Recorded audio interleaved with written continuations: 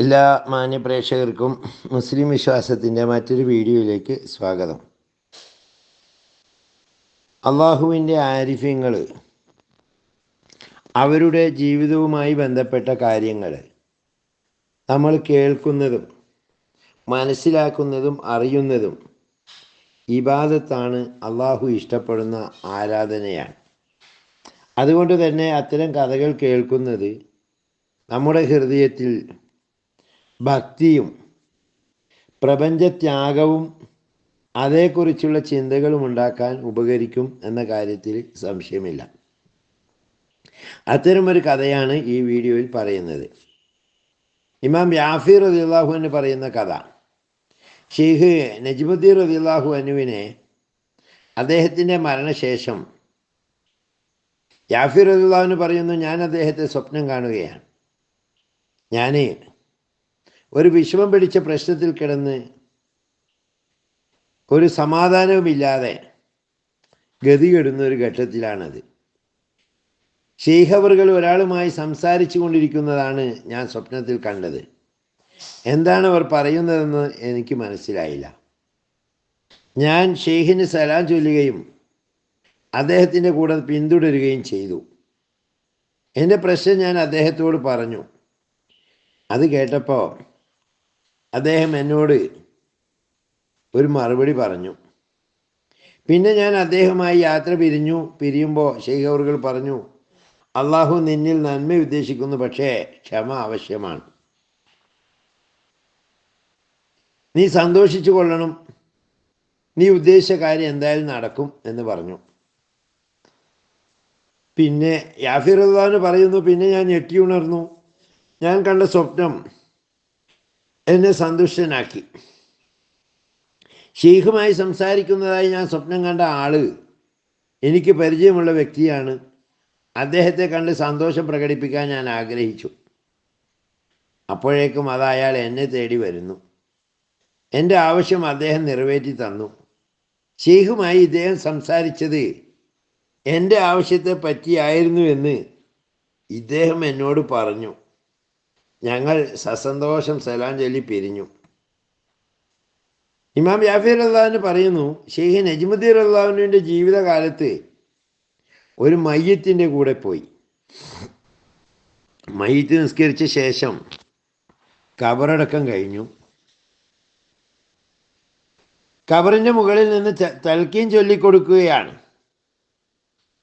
അങ്ങനെ തൽക്കീൻ ചൊല്ലിക്കൊടുക്കുന്ന സമയത്ത് നജ്മുദ്ദീൻ റളിയല്ലാഹു അൻഹു ചിരിക്കുന്നു. എന്തോ ഒരു രഹസ്യം ഈ ചിരിയിൽ അടങ്ങിയിട്ടുണ്ടെന്ന് ചുറ്റുമുള്ളവർക്ക് തോന്നി. കാരണം ഷെയ്ഖ് നജ്മുദ്ദീൻ റളിയല്ലാഹു അൻഹുവിൻ്റെ പല കറാമത്തുകളും അവരെല്ലാം കണ്ടവരാണ്. അദ്ദേഹം അള്ളാഹുവിൻ്റെ ആരിഫ്യങ്ങളിൽപ്പെട്ട ആളാണെന്ന് എല്ലാവർക്കും അറിയാം.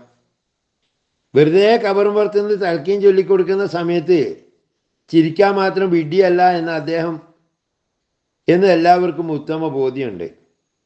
ഒരാൾ ഷെയ്ഖിനോട് ചോദിച്ചു, ഇങ്ങനെ മരിച്ച സമയത്ത് ഒരാളെ ഖബറടക്കിയിട്ട് തൽക്കീൻ ചൊല്ലിക്കൊടുക്കുമ്പോൾ എന്തുകൊണ്ടാണ് നിങ്ങൾ ചിരിച്ചതെന്ന് ചോദിച്ചു. ഷെയ്ഖ് പറഞ്ഞു, തൽക്കീൻ ചൊല്ലിക്കൊടുക്കാൻ മുസ്ലിയാർ ഖബറിങ്ങൾ വന്നിരുന്നപ്പോൾ ഖബറിലെ മയ്യത്ത് ചിരിച്ചുകൊണ്ട് ഇങ്ങനെ പറയുന്നത് ഞാൻ കേട്ടു. എന്താ പറഞ്ഞതെന്നറിയോ? അത്ഭുതം തന്നെ. മരിച്ചവൻ ജീവനുള്ള ആൾക്ക് തൽക്കീൻ ചൊല്ലിത്തരുന്നു.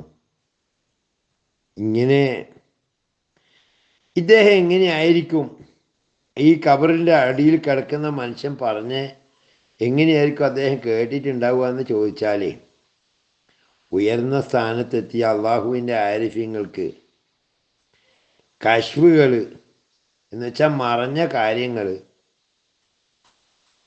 അദൃശ്യമായ സാധാരണ മനുഷ്യരെ സംബന്ധിച്ചിടത്തോളം അദൃശ്യമായ ലോകത്ത് നടക്കുന്ന കാര്യങ്ങൾ മനസ്സിലാക്കാൻ അല്ലെങ്കിൽ അറിയാൻ അള്ളാഹു കഴിവ് നൽകും എന്ന് കേട്ടിട്ടുണ്ടല്ലോ. അതിൻ്റെ അടിസ്ഥാനത്തിലാണ് ഈ മഹാന് ഈ തൽക്കീൻ ചൊല്ലിക്കൊടുക്കുന്നത്. ആ സ്ഥലത്ത് നിന്ന് ചിരിച്ചതും എന്തുകൊണ്ടാണ് ചിരിച്ചതെന്ന് ചോദിച്ചപ്പോൾ മരിച്ചവൻ ജീവനുള്ള ആൾക്ക് തൽക്കീൻ ചൊല്ലിത്തരുന്നു എന്ന് ആ ഖബറിൽ കിടക്കുന്ന ആൾ പറയുന്നത് കേട്ടപ്പോഴാണ് ഞാൻ ചിരിച്ചത് എന്ന് പറഞ്ഞത്.